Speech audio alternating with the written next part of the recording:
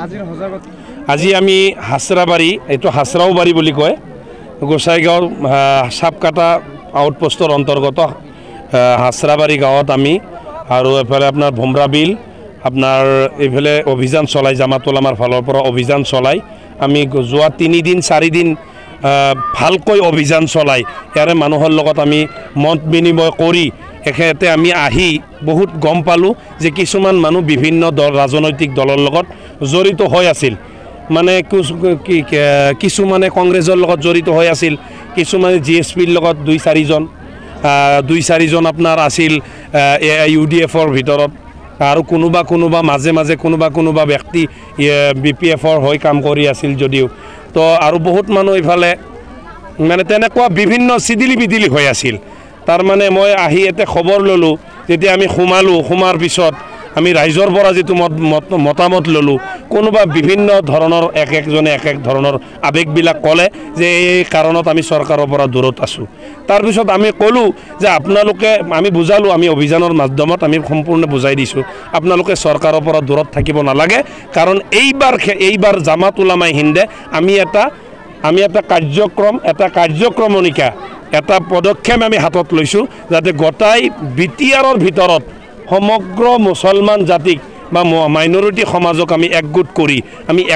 ঐক্যতা স্থাপন কৰি আমি এই বিটিআৰত যাতে আমি চৰকাৰ গঠন কৰাৰ ক্ষেত্ৰত যাতে আমাৰ জাতিৰো কোনো ভূমিকা থাকে তেনেকুৱা ধৰণৰ এটা উদ্দেশ্য লৈ পেলাই মানুহক যেতিয়া আমি ইউপিবিএল দলৰ প্ৰমোদ বড়ো ডাঙৰীয়াৰ নেতৃত্বত চলি থকা চৰকাৰৰ বিষয়ে যেতিয়া আমি ক'লোঁ যে এইখন চৰকাৰে আমাৰ মুছলমান সমাজত এই কাম কৰিছে আপোনালোকে নিশ্চয় জানে নিউজ জগতৰ মানুহ আপোনালোকে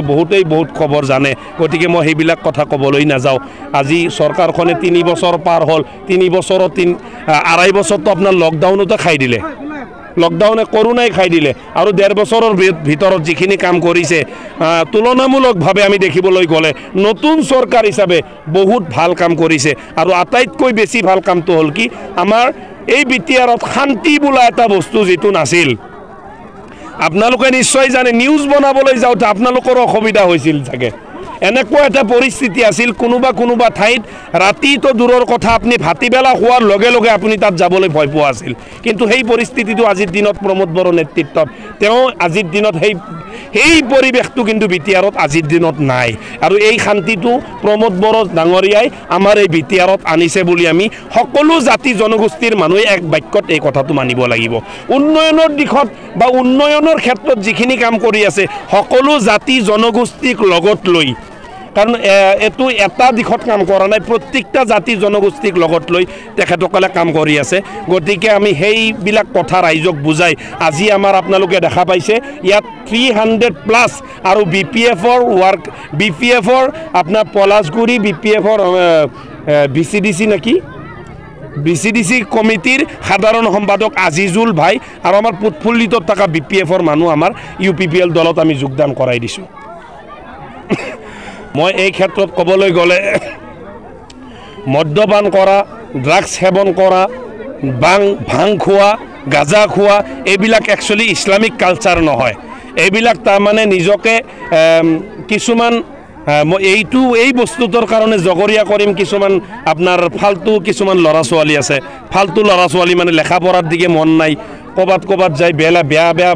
অভ্যাসবিলাক আনি গাঁৱত সোমাই যায় আৰু গাঁৱৰ ল'ৰাকেইটা সেইবিলাক বস্তু দেখা পায় এদিন দুদিন মানে এজনক আনজনক দেখা পায় মানে এইবিলাক পৰিৱেশবিলাক বেয়া হয় গতিকে এই ক্ষেত্ৰত আমি পুলিচ প্ৰশাসনক আটাইতকৈ আমি জামাত উলামাৰ ফালৰ পৰা আমি আহ্বান জনাম যে প্ৰশাসনে যাতে এই বস্তুটোৰ ওপৰত বেছিকৈ মানে গুৰুত্ব দিয়ে কাৰণ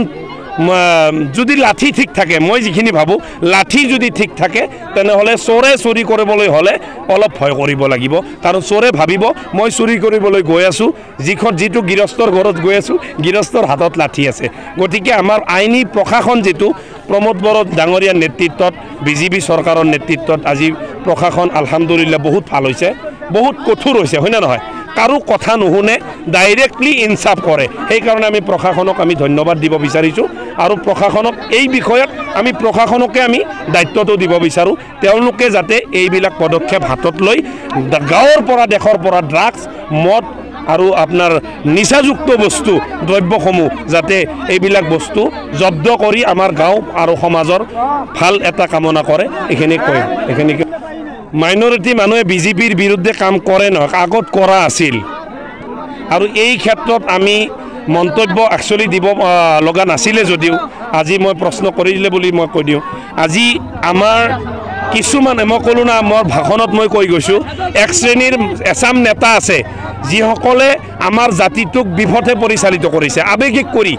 মানে সময়মতে যিটো সিদ্ধান্ত ল'ব লাগে সেই সিদ্ধান্ত নলৈ পেলাই আৱেগিক কৰি দিছিল কিন্তু তেওঁলোকৰ কিছুমান মানুহে এই মুহূৰ্তত আমাৰ জাতিৰ মাজত যাই পেলাই আৱেগিক কথা কৈ পেলাই কিছুমান কথা এনেকুৱা কয় যে বিজেপিক ভোট দিয়া মানে হাৰাম হয় মুছলমানৰ পৰা নাম কটা যায় সেইদিনা মোৰ ঘৰত আহি এজনে কৈ আছে আপুনি অৱশেষত বিজেপিক সমৰ্থন কৰিলে UPPL সমৰ্থন মানে তেওঁলোকে বুজাব বিচাৰে মানে কোনোবা মুছলমান UPPL বিজেপিক সমৰ্থন কৰা মানে ইছলামৰ পৰা তেওঁলোকৰ নাম কাটি গ'ল মই